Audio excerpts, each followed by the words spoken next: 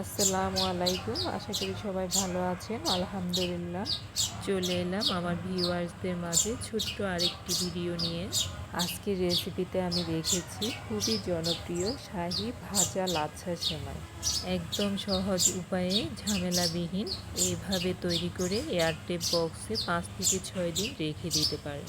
যখনই খেতে ইচ্ছে করবে সাথে সাথে একটু গরম দুধে ভিজিয়ে নিলে হয়ে যাবে, অথবা এমনিতে শুকনো খেতেও খুবই মজা। আমি এখানে প্রিমিয়াম কোয়ালিটির 250 গ্রাম একটি লাচ্ছা সেমাইয়ের প্যাকেট নিয়েছি। এই ধরনের প্রিমিয়াম কোয়ালিটির লাচ্ছা সেমাইয়ের প্যাকেটের ভিতরেই সব ধরনের ড্রাই ফ্রুটস দেওয়া থাকে। সাধারণত বার্মি চিলি সেমাই দিয়েও করা যায়, তবে লাচ্ছা সেমাইটাই বেটার। বার্মি চিলিটা ভাজার পরে একটু শক্ত হয়ে যায়, মুখে খোঁচা লাগার সম্ভাবনা থাকে। চুলায় একটা প্যান বসিয়ে তার মধ্যে 1 টেবিল চামচ ঘি নিয়েছি। এর চেয়ে বেশি ঘি দিব না, লাচ্ছা সেমাইটা যেহেতু ঘিয়ে ভাজা। দিয়ে দিলাম 2টি তেজপাতা, কয়েক পিস দারুচিনি, 4টি এলাচ। গোটা গরম মশলাগুলো একটু ঘিয়ে ভেজে তার মধ্যে দিয়ে দিলাম ড্রাই ফ্রুটস। কিশমিশ বাদাম যদি খেতে ইচ্ছে না করে তাহলে শুধু গোটা গরম মশলা ইভেন ঘি দিয়ে সেমাইটা ভাজলেও অনেক মজা হয়। তো আমি এখানে ড্রাই ফ্রুটসটা দিয়ে দিলাম। অল্প কিছু কাঠবাদাম কুচিয়ে দিয়েছি, কাজু বাদাম দিয়েছি, আর দিয়েছি বাদাম। বাদামের পরিমাণটা একটু বেশি দিয়েছি। কাজু বাদাম, কাঠবাদাম, কিশমিশ বাসায় না থাকলে শুধু বাদাম দিয়েও করে নিতে পারেন। সাথে একটু ফ্রেশ নারিকেল কোরানো দিয়ে দিলাম। ড্রাই ফ্রুটসটা সম্পূর্ণ পছন্দ মতো অ্যাড করতে পারেন। আমি এখানে ভুলেই কিশমিশটা কাঠবাদাম ইভেন কাজু বাদামের সাথে প্রথম দিকে দিয়ে ফেলেছি, আবার উঠিয়ে নিয়েছি। কারণ এতক্ষণ আমি কিশমিশটাকে বাদামের সাথে ভাজলে কিশমিশটা পুরোই তিতা হয়ে যাওয়ার সম্ভাবনা ছিল, তাই আমি অফ ক্যামেরায় কিশমিশটা উঠিয়ে নিয়েছি। এই পর্যায়ে সবার শেষে কিশমিশটা আবার অ্যাড করলাম। দেখুন সেমাইয়ের প্যাকেটটা আমি কেটে নিয়েছি।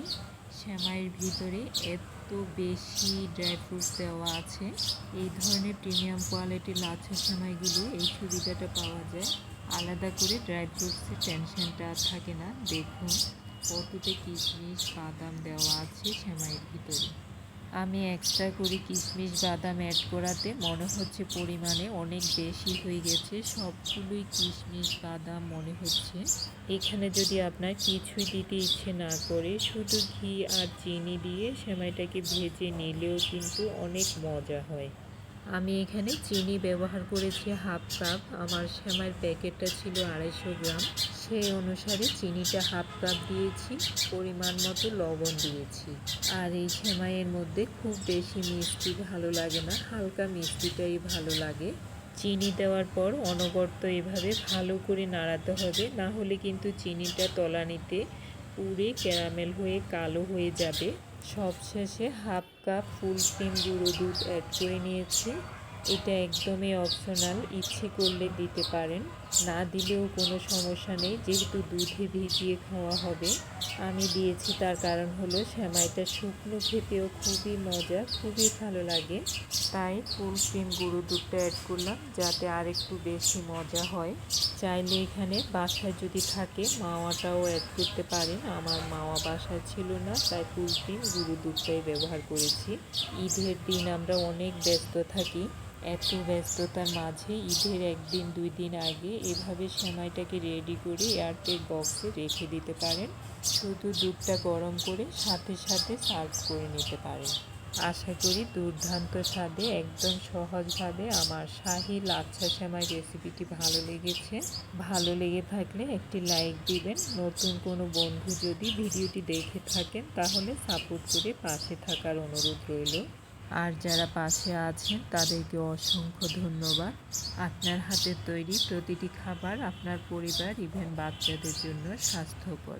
আজ এখানেই শেষ করলাম। সবার সুস্বাস্থ্য কামনা করে ভালো থাকবেন। আল্লাহ হাফেজ।